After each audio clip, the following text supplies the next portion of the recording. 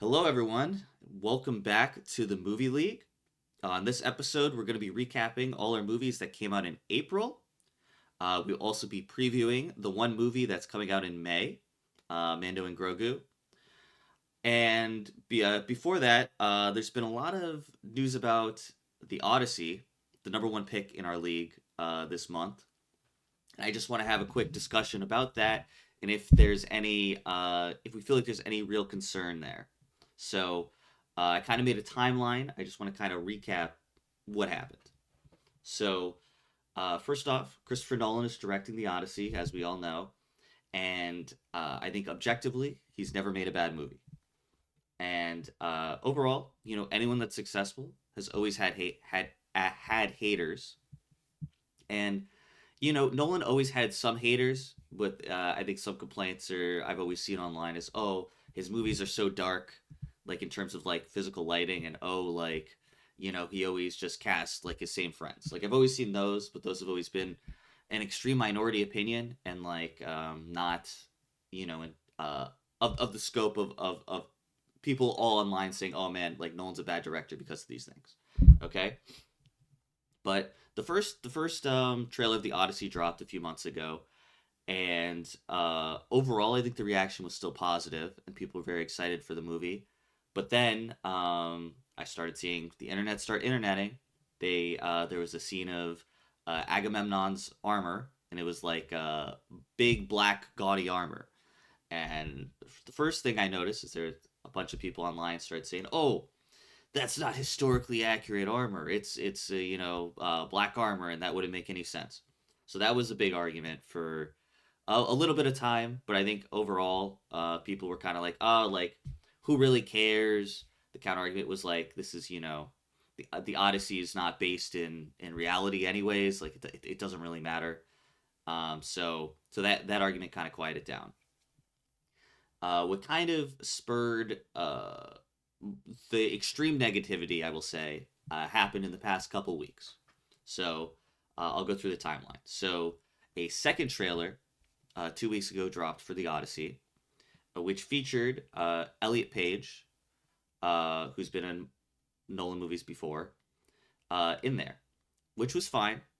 No issues. But then after the trailer came out, there was unreliable reports from random Twitter accounts that came out saying Elliot Page was rumored to play Achilles, who Achilles is like kind of like people that don't know, kind of the strongest warrior in their army, and that got the internet to go crazy.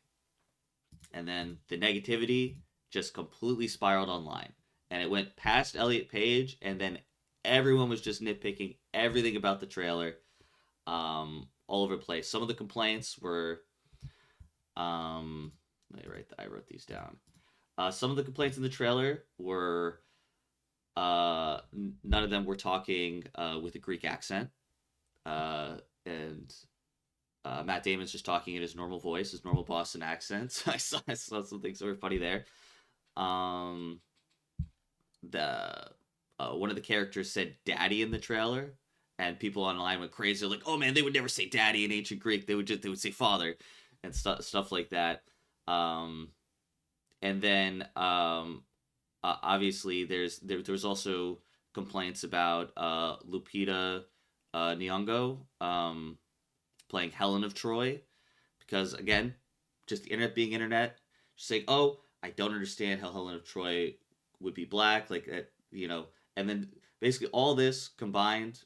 Now I've been seeing a lot of negative opinions online, at least the interneting. So with all this spiraling, swirling of negativity around the movie, I want to throw it to Shulman because this is your movie. Are you concerned that the audience score could potentially tank for the Odyssey? Like from these past couple weeks, are you a little more concerned about your first pick? I am not concerned about the first round Odyssey pick. I think that a lot of this is just like the internet gonna hate and people trying to start kind of controversy over nothing because nobody likes to see someone on top. things are going well. Everybody's always looking to pull them apart, and I think this is just a lot of smoke. And then when that clears up, I think the Odyssey's still going to remain on top and be one of the better reviewed audience and critic movies for this year. Okay. Now I want to throw it over to Mikey. Mikey, have you had any thoughts about the online criticism of the movie? Are you concerned about the movie? What do you feel about all this internet spiral the past few weeks? Yeah, I honestly I don't agree with the internet at all. I think they get up in arms about nothing and want to hate just to hate.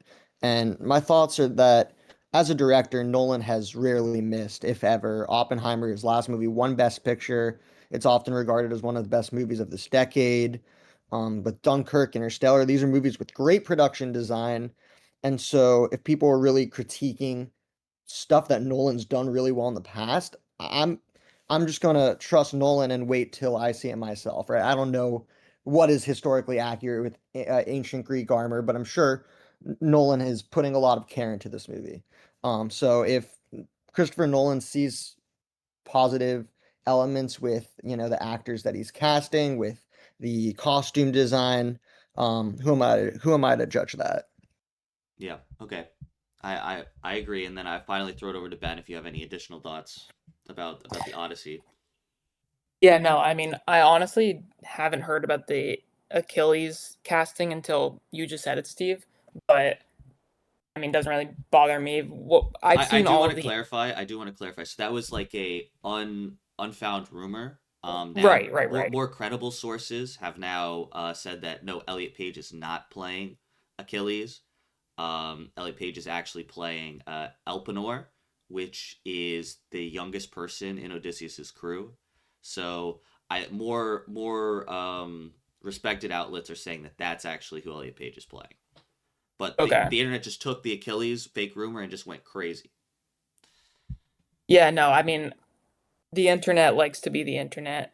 I I'm on Twitter. I'm a Twitter addict, but I think we would all be in a lot better place if we didn't use Twitter or if we just tried to watch movies without all of the initial reactions and internet buzz. But personally, like we go to movies to escape, and if you wanted historical accuracy, then go read the Odyssey. Like this is Christopher Nolan's vision of the Odyssey. I saw a lot of people online complaining about like, oh, the Cyclops eye is not historically accurate. Like go show me an historically accurate Cyclops. Like it's just like little things with that people are always going to tear apart just to be in the just to be negative. But I personally think this movie is still going to review well. Like Mikey said, Christopher Nolan's track record shows, and I don't think Schulman should be nervous at all. Yeah, I think I agree with everything that was kind of said. Like Nolan has made some of my favorite movies of all time. I think I've enjoyed every movie I've seen that he's made. He hasn't shown me any reason to doubt him yet. So I'm definitely excited to wait and see. I think Ben made a good point. It's like, yeah, it's really tough. I feel like a groupthink is a big thing, and all these opinions that get formed like prior to experiencing something uh, can influence you and kind of sucks. I can't think of like that many movies I've went into without like at least seeing a Rotten Tomatoes score or seeing like some comments online, because it's just so prevalent in this modern society to just kind of you just instinctively just see that because we're all perennially online, so we just see all these things, so it's very hard to kind of go into a movie like completely blind these days. But I'm not concerned. I'm still very this is still my most anticipated movie of the year, and I'm very excited for it. And I'm curious to see. Obviously, you could argue that this is like the biggest property that Nolan's had. Well, no, well, this and The Dark Knight, I guess you could say, are the two biggest properties that Nolan's had to deal with. And he handled The Dark Knight well. But granted, we're in a different time. The social media age is really like next level now. So any property that has a bunch of eyeballs is just bound to get a lot of haters, a lot of scrutiny. So that kind of recaps the Odyssey. Now I want to move back into all the April movies that came out for us. starting with the first one that came out, Super Mario Galaxy. So I think obviously we're all Super Mario fans. We're all love our video games, all love our Mario games. I think we were at least surface level excited to go experience this movie, but I think at least everyone that's on the podcast now didn't have insane expectations for the score, and and obviously we didn't have insane expectations for the score because none of us drafted it. It was Max, who avoids the podcast, drafted it. So here's what Super Mario Galaxy got. The audience score was an 88%, and the critic score was a 42%, which is, I believe, slightly lower critic score than the already low critic score of the first Super Mario movie. And with how we do the scoring, which is we combine them both, divided by two, that went to a 65, which currently would give Max -5 points. Now, this movie does have the opportunity to hit the $1 billion bonus. If the movie hits $1 billion, Max will get 5 extra points, and this will end up being a zero. However, the Super Mario Galaxy movie is tracking perfectly to just miss $1 billion right now. It is like tracking between 950 million to like barely $1 billion. So the biggest surprise to me is just wow, this might not hit $1 billion, which I thought it was a guarantee. So I want to give Mikey first opinion on the Super Mario Galaxy movie. Mikey, you saw it. What did you think of the movie? Yeah, so I think this one's interesting. A -5 points is not a very good pick in our movie league, so unfortunately, and even zero is not very good. So I think I'm gonna avoid elimination movies probably for this league going forward. But in terms of the movie, I think what I saw from being in the audience is that fans of the Mario franchise and the general audience both loved these movies. The theater reaction that I got were a lot of cheers, kids were laughing, kids were having fun, but I did find the movie to be pretty flawed. And upon reflection, I can say that I did not like this movie. Maybe it is because I'm an Illumination hater, but it really felt like the movie didn't have a real plot, and it turned in story writing for nostalgia and cameos all around for Nintendo fans to point and cheer at, especially if they played these games. And as all the people on this pod know, I'm a Rosalina main and a Pauline main in many of these Mario games, and Rosalina was introduced in Super Mario Galaxy, so I was very excited to see how they would utilize Rosalina in the film. Unfortunately, I think her character got, the worst of the interpretations because she was sidelined for most of the movie. She really wasn't in it much when I expected her to be in it, and they kind of treated her as a damsel in distress character when that's not who Rosalina is. She served the plot of rounding out Peach's backstory and furthering Peach's plot. Um, but I've heard the comments about people judging Super Mario Galaxy too heavily and that it's a Mario movie and it's not that deep and it's a kids movie.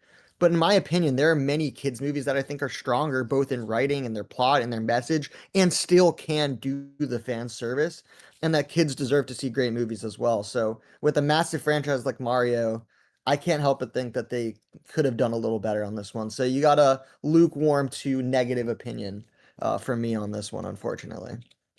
Yep, yep. I'll go next on this because I know I'm gonna have the counter opinion on here in the group. I enjoyed the movie.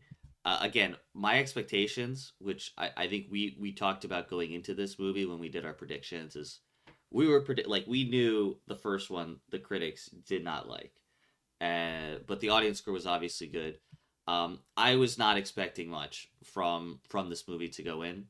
I was just expecting to see some pretty colors, to see Chris Pratt's Mario go Mario around the galaxy with my boy Luigi and Jack Black Bowser, and just kind of have like turn my brain off and just like have a good time looking at the pretty colors. So in terms of what I was looking for in the movie, I thought there were a couple fun laughs. I thought actually the one thing that exceeded my expectations is I don't normally think of Illuminations as like insane animation studio, but I thought the animation like looked very clean, and like some of the fight sequences I thought were actually very very good. Specifically when Peach and Toad went into like that gambling world, I thought that fight sequence was really really cool. I thought the quick space battle was really really cool. Um, and so I really enjoyed it. And like if I'm just thinking from like a kid's perspective, if I was a kid, I would have loved this movie. Like there was so much going on, and like kids' attention spans are even worse than when we were kids because of all this like iPads, social media stuff. Like the attention span just through the like completely out the door. Like, but if I all the kids that were watching in our theater were so into it. Were so into it. It held their attention the entire time, which you could say is a complaint that it was moving very quickly. Like it would go from one scene to the next scene. But I think in terms of like a kids movie, that may be the direction that they're kind of going in terms of just keeping kids' attention spans. But overall, I enjoyed it. I don't think this is an amazing movie. I'd give it like a 3 out of 5. But I do agree with the Rosalita point. Yeah, they did market Rosalita a lot, and she was not in the movie that much. I think her total screen time was like 10 minutes. Um, but I do agree on the Rosalina point for marketing it as a Super Mario Galaxy movie. Now I want to throw it over to Ben Levine. Ben Levine, which side of the aisle do you kind of side with, me or Mikey? Yeah, I'm definitely more towards you, Steve. I rated it on Letterboxd a 3 out of 5, and I said it's a fine movie, but a very fun Mario movie. Um, I had a great time with this movie. Is it the best movie ever made? No. But for what it is, celebrating Mario and Mario Galaxy, it's a super fun time. My only some of my complaints from the movie is I didn't personally care about the initial like Bowser being part of the Mario and Luigi squad for a little bit. I thought that was kind of, I don't know, just not the most enjoyable part of the movie for me. And then the other thing is this is a Mario Galaxy movie and I would have liked to see them explore more elements from the Mario Galaxy. Like the Honeybee Galaxy is like probably one of the best galaxies in Super Mario Galaxy, and they spend like 5 minutes there. Um, Instead, they have all these references to like Mario Wonder and Mario Odyssey, which are cool. But like, why don't you save those for future installments and just focus on the Mario Galaxy elements? But maybe that's being a little too nitpicky. Um, they're obviously going to make another movie. They're probably going to make a Star Fox movie. We just know. Um, but yeah, overall, I had a fun time watching this in theaters, and I ranked it. I enjoy this movie more than I enjoyed Hoppers. I think Hoppers is a very good movie, but I had more fun with the Mario movie. Yeah, I think I would also agree with that take. But now I want Shulman to get the last word on this because I know he's siding more on Mikey's side. Yeah, I definitely lean more towards Mikey in this. I think that like the movie itself was fine. Like the animation was good. It was fun to kind of see all these references and point and be like, "Oh, I know that guy. I know this." But the plot was very paper thin, and considering that was one of the more major criticisms that people had with the original movie, where they're like, "Oh, this was a fun setup, but like the story wasn't really much." Like I think that there's it was a missed opportunity to kind of correct and give the people something a little different and kind of adapt these stories more towards movies. Like movies, the whole thing is the plot. For video games like Mario, a lot of those games, the emphasis is on the gameplay and the player to make their own story, and like you can't do that in a movie. You need to tell us a story, and the story they told us is barely a thing. I think the movie was fine, but I think people who say that oh, it's a Mario movie, what did you expect? Like I feel like it's not outrageous to say that the Mario movie was fine, but it should have been a lot better. Like they can do a lot better and in a lot of these aspects if they really wanted to. Sure, I think that's fair. I think that's fair. I just want to move right into our next movie that came out in the month of April was the drama. Who let me see whose team that was on. Drama was whose team is that on? I can't even find. Oh, there it is. The drama was on Houston's team, who is not here. Um, who is traveling. So the drama, I think we all kind of predicted it to get either like 80s or 70s. It ended with a critic score of 76 and a audience score of 78, bringing it to a total. I didn't do the math recently. I'm just going with the maths here right now. 7 points. Someone could fact check that. I didn't check, but I think it's at 7 points right now. So I believe Mikey's the only person that saw this movie. We're gonna try to avoid some spoilers. I do want to say one thing about the movie. Um, so even though I didn't see it, I watched a few reviews on it. I also watched a spoiler review on it. I won't give spoilers, but I do want to give a little more context about what the movie is about because the marketing very interesting on this movie. They gave you like no, I don't want to say no marketing, but they gave you all the marketing, told you nothing about the plot, about what you're going into this movie. So I'm not surprised to see the popcorn meter as the audience score is like a 78 as opposed to being higher because I think like you the people going into the movie, a lot of them didn't know what to expect. I think a lot of them were like, hey, like I'm expecting a rom-com between Robert Pattinson and Zendaya and kind of get wanna and just feel that out. But what I will say about the movie is so the real premise of the movie, which I think is fine to say, but I won't give the spoiler of what the twist is. But basically, Robert Pattinson and Zendaya are about to get married, but I guess they find out that one of them has a secret that is revealed before the wedding that kind of changes everyone's perspective on the person, and that's kind of where the movie begins. So that's more of what it's about, which again was not really even I don't even think really talked about in the marketing. I want to throw it over to Mikey and just your thoughts about this and the whole marketing and the twists and what you think of the film. Yeah, of course. Well, first, Ben did see it with me, Okay, okay, so we perfect, can perfect. we can have Ben talk about it as well. But yeah, 7 points. I think I predicted a little higher, but I'm not surprised with 7 points. I think it's a decent score for our league, and like you said, the reason that it's probably not higher is because this movie is not for everyone. I really liked it, but it's definitely pushing into that making you feel uncomfortable, and it does deal with some sensitive topics which isn't for everyone. And like you said, the marketing doesn't really go into that, but the marketing I thought was one of the most interesting marketing techniques that a movie's done this year.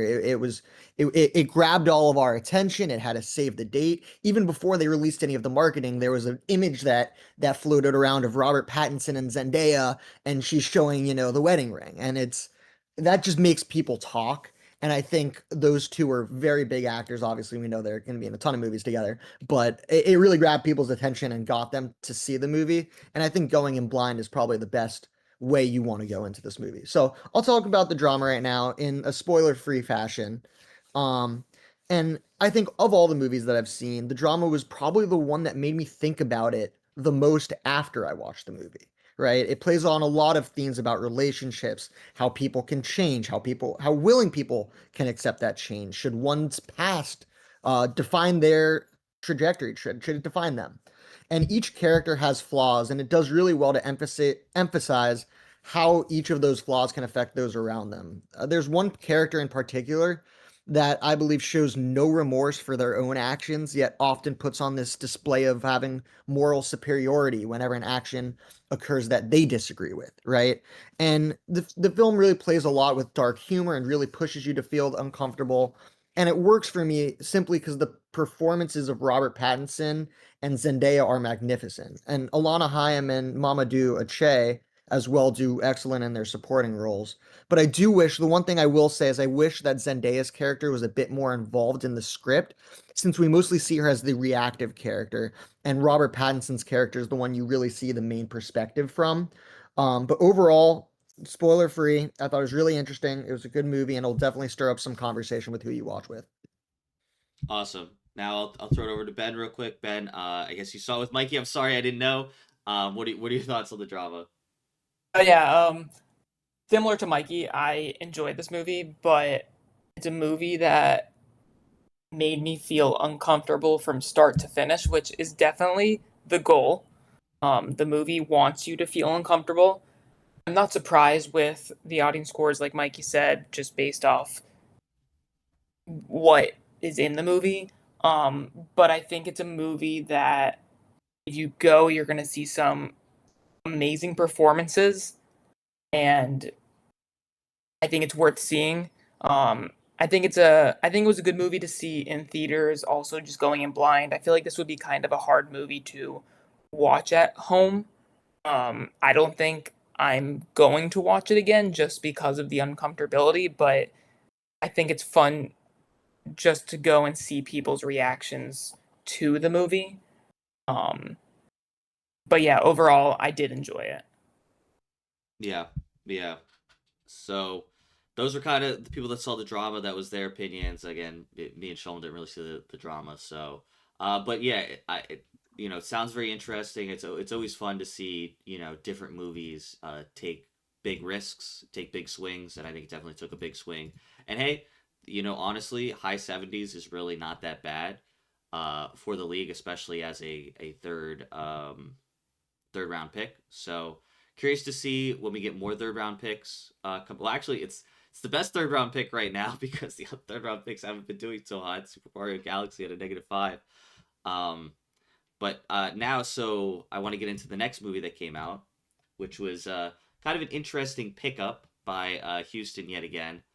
So Houston decided to utilize a different strategy that we kind of talked about, which was picking up documentaries because we found some data that a lot of documentaries actually review pretty well and on Rotten Tomatoes, and in terms of the our scoring system, which is the Rotten Tomatoes scoring system, there were some ideas floating around. Some this is the first year we're doing this. We're kind of theory crafting. All right, what are the best kinds of movies to draft to win, right? Because we all want to win. So Houston decided to pick up the Lauren documentary, which is obviously about Lauren Michaels, who head of SNL for a very, very long time. And that ended up getting a 71% critic score, 93% audience score. So I didn't see it. I don't think any of us saw it. I'm not.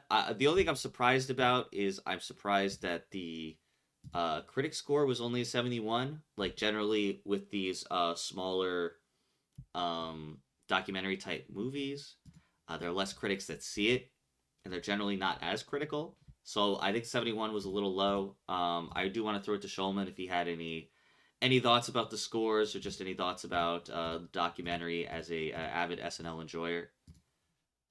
Yeah, I think I haven't seen this movie, but I think the documentaries are a really tough one because I think there's a lot of good potential there with these review scores. If but the people who are reviewing it are very passionate about these subjects. Like you're not going to send someone in to review the Lorne movie if they've never seen SNL, they don't know any of the history or whatever. These people are very passionate about these stories and about what the source material, what's being told. And I think that sometimes could hurt these review scores on the critic side if you don't it doesn't kind of live up to your vision of these movies. Whereas with the audience scores, they're just looking to learn more about something that they don't might not necessarily know a lot about. So I think that if you can do a good job, really meet with some of those expectations and kind of surpass them, then you might review very well. But otherwise, I think this is kind of a genre that I tend to lean away from when it comes to picking up movies in this league. Yep, and just for more, I didn't say this for more context. So with our scoring system, it's currently sitting at 11 points, which I'd say is pretty respectable. I think I said some of these documentaries can just blow up because not that many people watch them or critique them. So some of them could be sitting at 95, 95, but I think 11 points is still Exactly. yes, is I think 11 points is still respectable. Just if Ben or Mikey, if either of you have quick thoughts about the Lauren documentary, because again, I know none of us saw it, but if you had any quick thoughts, feel free to chime in. If not, we can move on. Yeah, sure. So, yeah, I didn't see the Lauren documentary, but like you said, these documentaries typically tend to be pretty safe because, like Shulman said, the people that are reviewing it tend to already like, at least some of the source material of whatever the documentary is talking about. 71 is a little low. I saw some of the critiques are that like just Lauren is like a quiet guy, so I think it just wasn't as engaging as people might have wanted it to be. But overall, 11 points is pretty good. And what's interesting though is he chose the Lauren documentary, because if you chose the Billie Eilish documentary that just came out with or the concert film with James Cameron, that would have been one of those like 95% type movies. So I think Houston was probably looking to try to get into that 20-point range, but with what we've seen so far, 11 is you're happy with that as a score. Yeah. Okay. I'm just gonna move straight into the final movie that came out in April. Some might say the most controversial movie that came out in April, which was Michael. So for context, Michael was my third pick. Even when I drafted it, I knew that there was a chance that it would not review well. Like I thought it was double-edged sword movie. Like it's either gonna really hit or really not hit. But I love biopics. Like I love watching all the biopics, especially I love musicals. I just wanted to draft it because I thought a few things. Again, how our scoring system works. I thought that there was a chance it hits $1 billion, which would give me 5 extra bonus points. I thought there was a chance it could win Best Musical or Comedy, which is one of the categories at the Golden Globes, which would give me an extra 5 points. And then I thought there was a chance it could review well. And so I kind of want to recap the saga of what happened with this movie. So before, just so you kind of know how the context of this works, before the Rotten Tomato scores come out and the embargo is lifted, which sometimes it's right when the movie comes out, sometimes it's a week before. It depends on what the studio decides for the movie. Generally, if the reviews come out a week before, if the embargo date's a week before the movie comes out, you feel like the studio is pretty confident in their movie. But before that, any of that happens, generally like a premiere happens, media goes to the premiere, and this is kind of a gray area. I don't really understand. They can't post reviews, right? But they on Twitter they write their first impressions of the movie. Okay, so like there's some context. Before Michael came out, I went to Twitter, right? This is like 2 weeks before, and because I'm thinking about dropping it, because I'm getting like pretty nervous, I go to see the first reviews, the first reactions. Every single first reaction I saw was positive. At least, like saying the movie is good. Like I didn't see one negative first reaction on all of Twitter, and everyone's saying Jafar Jackson, who is Michael Jackson's nephew, who plays Michael in the movie, did an amazing job. Um, they were saying all the acting was good. They were saying like the dancing was great, the music was great, that everything was good. So I was like, all right. I guess I'm not gonna drop this. Like everyone's saying it's gonna be good. I'm like, all right, maybe I'm actually just have like the secret hidden movie of the year, because it was kind of a reach for me to draft it at three, or sorry, in the third round. So now I'm feeling good. Now I'm like, all right, I'm not gonna, never mind. I'm not gonna drop this. Like every first reaction I see is great. Then D-Day hits, the embargo lifts, and and right when the embargo lifts, I see Michael is sitting at a 27% critic score, and my heart drops because I am so confused. Like this is the first time something like this happened to me, where I was just like looking at the first reactions, and then I looked at the critic score, and it was nowhere near what I would like. It's nowhere near what I was seeing from the first reactions. So I started reading the reviews, and like most of them are just 1 out of 5s. Like this is the worst movie ever I've ever seen. Like this thing is horrible. I'm so confused. So, um, anyways, then then the movie comes out, and then the audience score is a 97%. So it's like it's just absolute craziness. I still haven't seen the movie, but now the critic score was 27%, the audience score was a 97%. Just some more context. The critic score slowly rose and rose and rose. It ended up settling at a 39%, which is a pretty big increase from a 27% that it started at. And just sort of context, so in our scoring, because this is really weird. So initially, when the 27% came out, like everybody was clouding me. They said, I'm out of it. There's no way I can win anymore. Like, it's going to be horrible. But guess what? Currently, with a 97% audience and a 27% critic, Michael is only sitting at a -2, which is less, or I should say, which gives me more points than the Super Mario Galaxy movie that's sitting at a -5, and The Bride, also on Max Winton's team, sitting at a -6.5. So it's not even the worst movie, and still has a chance to crack $1 billion at the box office. So, um, again, me, Mikey, and Ben saw the movie. I'll give my thoughts on the movie. So then, again, I don't know, like, who going into the movie. I wasn't like a huge Michael Jackson fan. I didn't have that much context. I did see, like, I thought it was a cool story that his nephew was playing Michael, and I saw a couple interviews with him going into the movie, and he seems like a nice kid. Um, so I was like, okay, let me just go into this. And obviously, I did have some stake in it just because I drafted it. So I was deciding, who am I going to believe? I'm believing the audience or I'm believing the critics. So in my mind, I really did enjoy the movie. Like, is it a flawed movie? Yes, 100%. There are things to complain about in the movie, but this kind of goes back to what do we expect from the theater, and did this movie provide me value in the theater?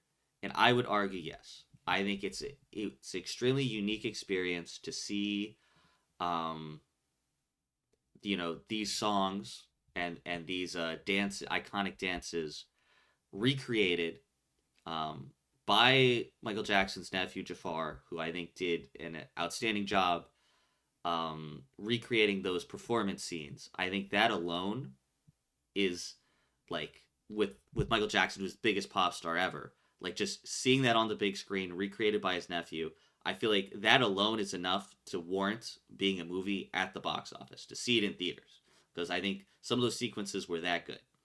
Um, in terms of the plot, I think the plot does work. They really just focused on, you know, kind of breaking away from an overbearing father or an abusive father, kind of Michael Jackson as a kid, kind of becoming an adult, kind of breaking away from his father. I think that was the main story that they focused on through the movie. And granted, obviously, there were reshoots and stuff, and they were probably going to focus on some other stuff. But as a movie, that's what we got out the door. I think it does deliver on that. Yes, there were a lot of other points in Michael's life. It goes up till 1988. Even before 1988, there were a couple other things in Michael's life that I would have loved to dive in deeper. Like, one was like the relationship with Diana Ross and how that kind of affected him. I know there was some stuff where she's like, "Hey, like, I don't want anything to do with this movie," and they like cut her out. A couple other things, I would have liked to see more interactions with the brothers. I would have liked to see the brothers have more of a characters in the movie. But I'm assuming they didn't want, because they're a part of the production team. I think they didn't want to be painted in a bad light at all, so I think they just kept them as, like, kind of non-characters. But even with those complaints, I still really enjoyed the acting that I got from Jafar, and I forgot the name of the guy that plays his dad, Coleman Domingo. I thought they both did an outstanding job, and they were kind of the focus on acting in the movie. And yes, I do agree. Like the plot was a little weak, in terms of, because they really did just focus on those two characters and then the performances. But overall, like, I really did enjoy the performances, and I thought, like, the plot we got, I did enjoy. So I also gave this movie a 3 out of 5, and I thought, like, I think, like, you could argue, like, if a lot of those negative reviews were like 2.5 out of 5s, I'd be like, okay, like, that's fine, that can make sense with the reviews. But all the 1 out of 5 reviews, like, this is not the worst movie in the world. This is not a 1 out of 5 movie, in my opinion. I want to throw it over to Ben Levine first. Ben, what did you think of the movie? What were your thoughts? Yeah, no, I had a great time with this movie in theaters. I saw it with Mikey, who when I saw it with Mikey, that was Mikey's second time, and Mikey can talk more about it, but I really enjoyed the movie, seeing the songs recreated. It was just a fun movie theater experience. Like you said, Steve, like the value of sitting in the theater and seeing these performances on the big screen with other Michael Jackson fans was so fun to as a theater experience. I also thought Jafar Jackson was incredible. I thought his performance just was really, really good. Same with Coleman Domingo. I love Coleman Domingo as an actor. I he's I thought Jafar Jackson was definitely the standout, which he should be in the Michael movie. Um, but I understand why it might not be rated as high just from the controversy standpoint of everything, but I think from a movie standpoint, it was a fun time to be in the theater and watch. Um, so yeah, I enjoyed it. I also have to head out now, but I'm just gonna say real quickly that I am very excited for Mandalorian and Grogu. Just want to put that out there. So, Do you want to give um, quick predictions on Mando and Grogu? uh, How you think it's quick gonna do? predictions. Talking about this quickly with Mikey, not to change subject, but um, I think it'll review fine. I don't think it'll review bad. I'm just hoping that they show us a region for them to make this a movie and that it stands out as a movie and it doesn't just feel like a bunch of episodes chopped together. That's my biggest hope. I think if it feels like a movie and it has a good, solid plot, I think it'll be great. I'm excited to see the first Star Wars movie in theaters in, I think, 7 years. So, those are my quick thoughts. But yeah, I'll see you guys on the next podcast. All right, take care, take care. All right, moving back to Michael. Mikey, you saw it twice. What were your thoughts? I did see it twice. I did see it twice because I promised Ben that I'd go with him. Um, I would say that Michael probably falls on a lower end like for me, and that's probably like a 3 out of 5, like you said. And I think Michael is an interesting film to comment on because a lot of the online discourse seem to be really segmented into two different parts. One is the perceived reputation of Michael the person, and the other is the perceived quality of the movie Michael. So I'm going to do my best to focus on the latter. And Michael as a movie does some things well and other things poorly, in my opinion. The good parts of the movie stem really from the soundtrack, since Michael's catalog is up there with some of the best artists in the world, as well as Jafar's performances of capturing Michael's charisma on stage. From the human nature performance at the Dodger Stadium to the recreation of Beat It and the Thriller music videos, you could really tell that Anton Fuqua and Jafar Jackson put a lot of time into making sure that Michael's toe tapping dance moves were crafted and authentic to his real performances. They had a bunch of shots of literally just his feet to make sure that the real essence of Michael's dancing was captured. It was fun and celebratory towards Michael, but that is kind of where the positives start to end for me. While Jafar was great at capturing Michael, the dialogue and screenwriting felt a bit lackluster and cheesy at times, and I never really felt like I got to fully understand Michael the person, only Michael the public figure and singer. And since the movie really avoids the accusations against Michael, we don't really see how the perception of Michael impacts those around him. He's treated as an angel the whole movie. Maybe that's because the Michael Jackson estate was so involved with the movie. But the only real conflict was his relationship with his father. And Coleman Domingo does the most with what he can, but I did feel that that role was a little bit one note and repetitive. But that all being said, once again, and similar to Super Mario Galaxy, my theater absolutely roared after the film, and at several key moments in the film, they would start cheering. And I think if you're looking for a music-loaded celebration of Michael's greatest hits, the movie works really well. It works very, very well.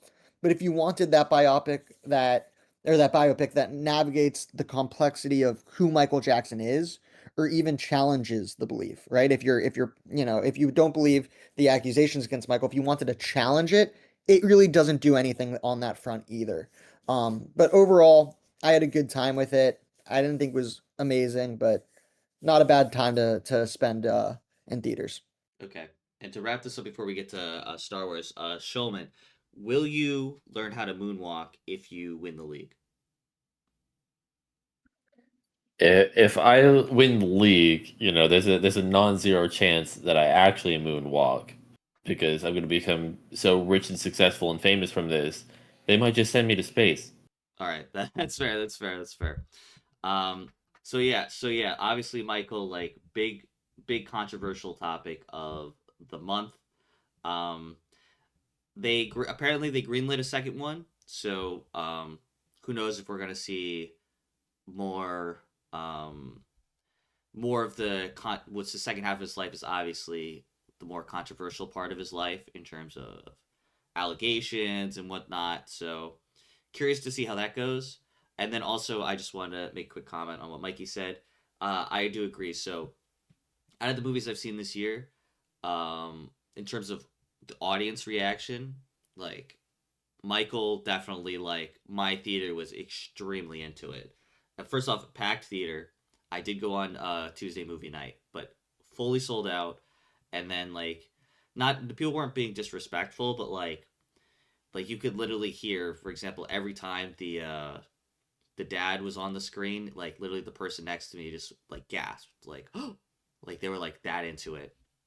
And then same thing with the Super Mario Galaxy movie, like the kids were like really into it. Like you could hear a lot. Like obviously there were a lot of kids in the theater, but you could like hear the kids like saying stuff and reacting, which was fine. Uh, but yeah, finally moving on to our look ahead at the May movies that are coming out, which is only one. They don't just say May the 4th for no reason. It's completely a Star Wars month in terms of what we drafted. Um, just Mandalorian Grogu. Again, it's Big Houston night, also on Houston's team. That comes out May 22nd. So, for first word predictions and thoughts on this, I want to throw it over to our resident Star Wars expert, Shulman. Shulman, take the floor. What are your thoughts on this movie? What are your predictions and what are your kind of expectations? Man, this is a tough one. I am a big Star Wars guy. I really loved the first and second seasons of The Mandalorian. The third season, definitely not as good as I would have liked it to have been, but it was still a relatively enjoyable experience. But I don't think my expectations are super high for this movie. Uh, it's been like Ben said before he had to dip. It's been like 7 years since the last time we had a Star Wars movie in theaters, so I think there's a lot of big expectations on this movie. But I kind of think that Lucasfilm and Star Wars is kind of treating this as like a kind of first attempt at getting back into the theaters and reminding people that like Star Wars is a movie going experience and not just something that you check into on Disney Plus. I think that there's potential that the movie could surprise us a little bit and be better than we expect. But I think it's gonna lean more towards the Mario movie where it's gonna be an enjoyable time. If you turn your brain off and you have some fun. But compared to the highs of some previous Star Wars movies, I'm not sure if it's gonna be able to live up to that. But I'm hoping to be proven wrong. Yeah, for sure. I want to throw it over to Mikey. Mikey, what are your thoughts and your predictions for this for Mando and Grogu? Yeah, so it's funny. I'm not like the biggest Star Wars fan, but I've seen a good amount of the Star Wars content, but I'd say it was probably like a month and a half ago I got sick and I watched all seasons of Mandalorian, including the Book of Boba Fett in like 5 or 6 days. Did you Like also see Ahsoka or no? I did not. I did not. Okay. So don't ask me anything Just on curious, that. just curious. I do not know. But I mean, I flew through the Mandalorian, and Mandalorian season 1 and 2, like Shulman said, very, very good. Mandalorian season 3, I enjoyed it. I don't know the ins and outs of what the Star Wars fans think about season 3, but I thought it was generally enjoyable. The one that I didn't really like was Book of Boba Fett. They kind of just, I don't know. I wasn't into it. I thought it was kind of boring. But honestly, if it's anything like the show, I think it'll be enjoyable. I think it'll be fun. But like Ben said, I'm curious, how they're going to make it feel like that the movie version of this is important to make rather than like let's just bring the TV show to the screen. I want to see how they put time and build out these effects for the Mando and Grogu. And and I do hope that it's like a, you know, a really cool movie. So I'm excited for it. Prediction wise, I think it'll probably be in the, I mean, I'm just guessing. I would guess in the 70s. I know the show was reviewed pretty highly, except for season 3.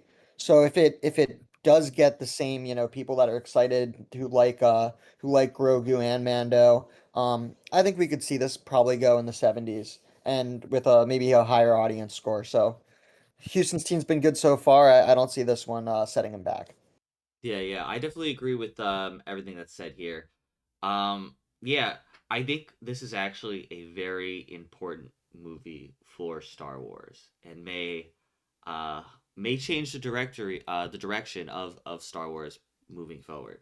So this is kind of like, for obviously, as Ben Levine said earlier before he had to hop off, first Star Wars movie in the box office in 7 years, and it it almost feels like there's not a Star Wars movie coming out, which is a little scary. Like there's definitely some promo, but it's almost like, obviously, The Mandalorian, when it first came out, at the first couple seasons, like the hype was like insane. I would say on par with like anything Star Wars related. Like Grogu's now one of the biggest IPs for Star Wars, but The Mandalorian was like the Disney Plus show for a while. Um, for some reason, like it feels like, I don't know if it's been the past year, the past couple of years.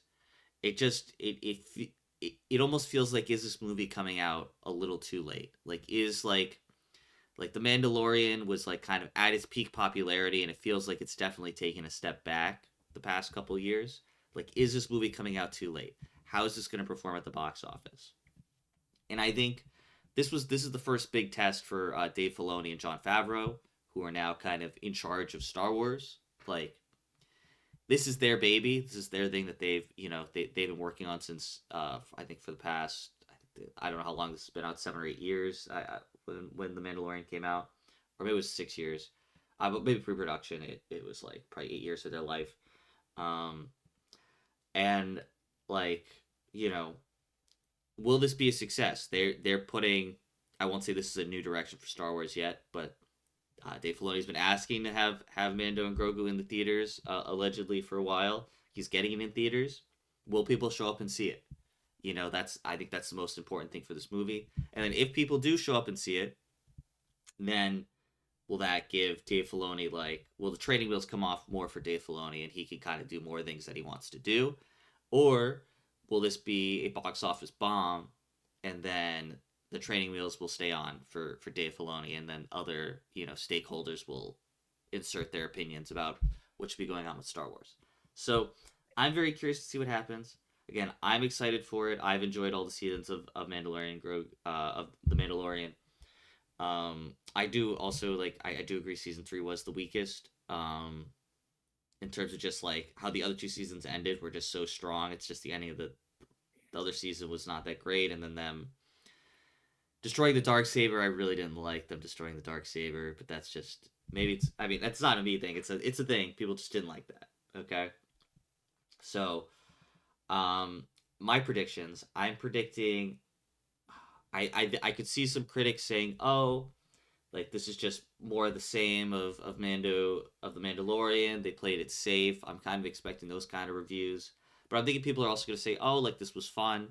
So I'm kind of leaning towards 75% critic. Um, I do think audiences are going to generally like it. I don't think there's going to be anything that's like super offensive to make people review bomb it. I just don't see that happening. But I think there's just going to be some people that are just like, oh, like this is more of the same.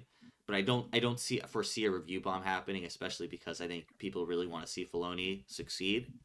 Now that Kathleen Kennedy is kind of out of there, I think people really want to champion Filoni.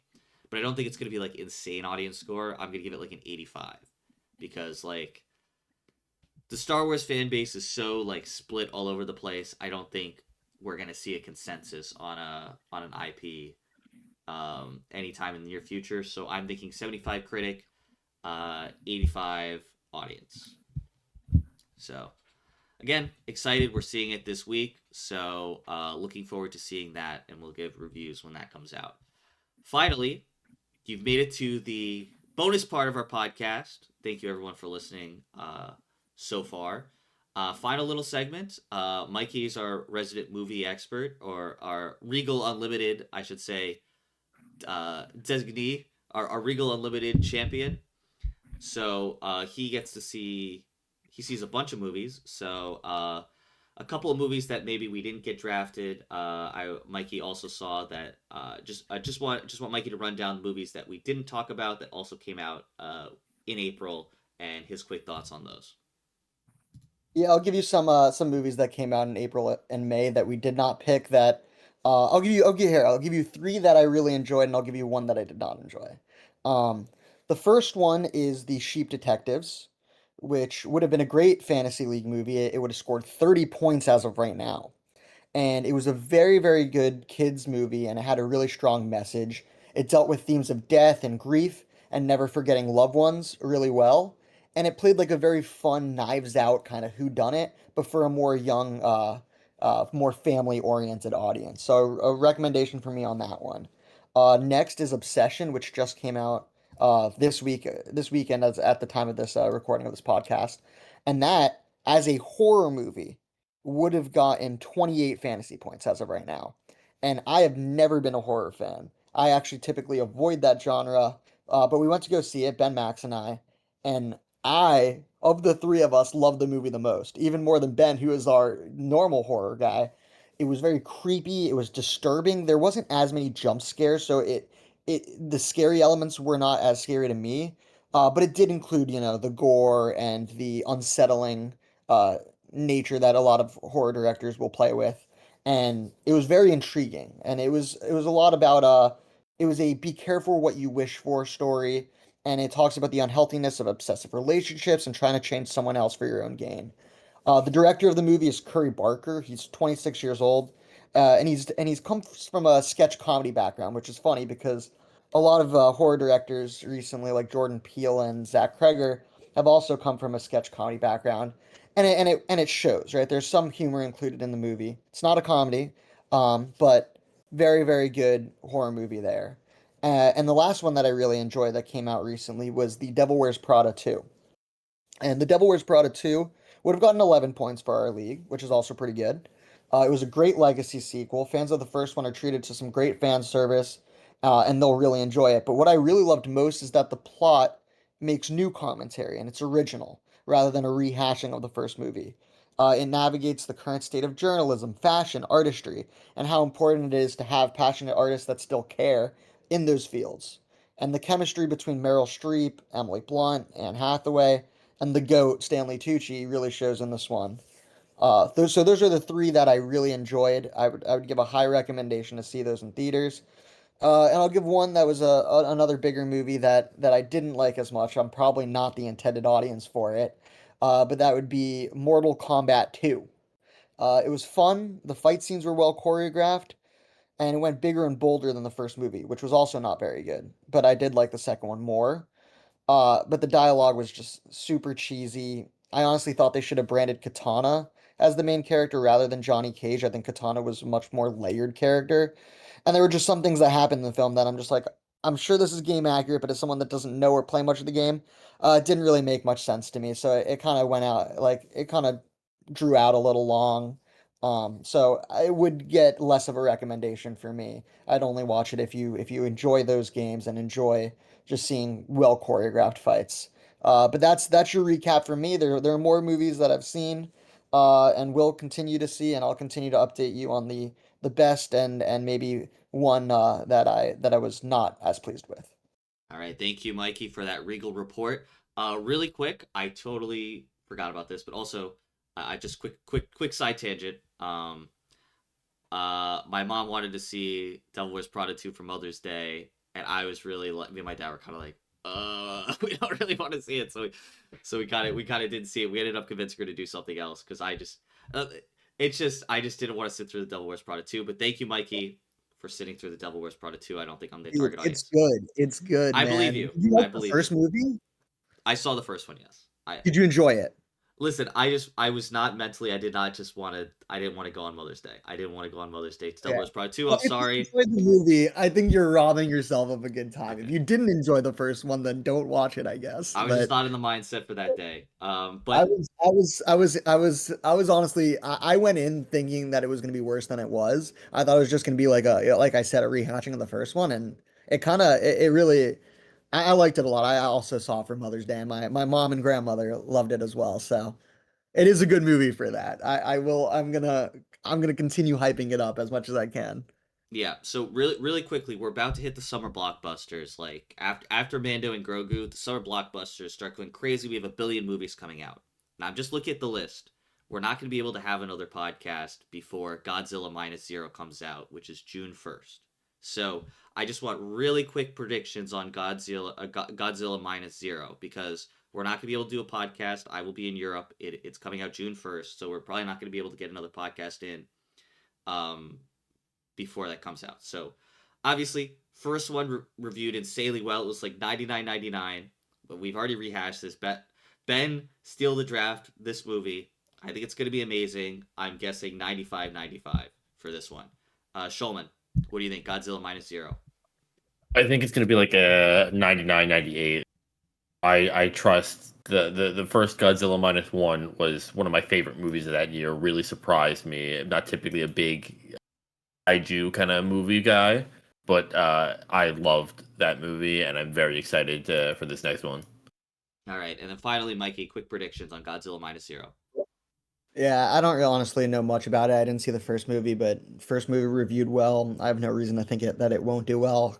You can consider me at a 95-95 on this one as well. All right. Thank you, Mikey. Thank you, Shulman. And thank you, Ben, who joined us earlier. That concludes this episode of the Movie League. Again, catch us next month. We're going to try to get one going at the beginning of June. And everyone, take care.